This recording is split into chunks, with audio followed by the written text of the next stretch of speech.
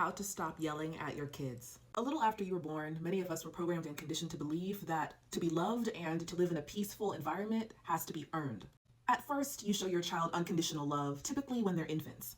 But after they are able to express themselves, you can only communicate with them consistently from peace and genuine gentleness and love to the degree that you have practiced and mastered communicating with yourself that way.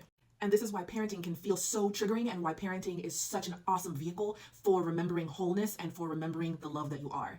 So there's a lot of room for practice and growth there.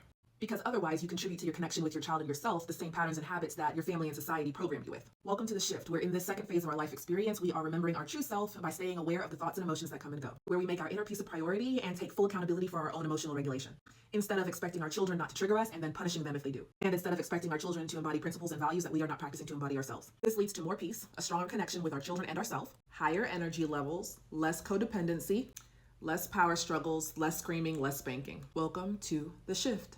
Here's an affirmation to further establish ourselves in this second phase of our life experience and to help us remember what matters most. I model the peace that I want my child to live. I become what I expect of my child. My regulation teaches my child more than my rules. My child is not responsible for my emotional state. I choose embodiment over expectation. Peace begins with me. I parent from my regulated nervous system, not my trauma.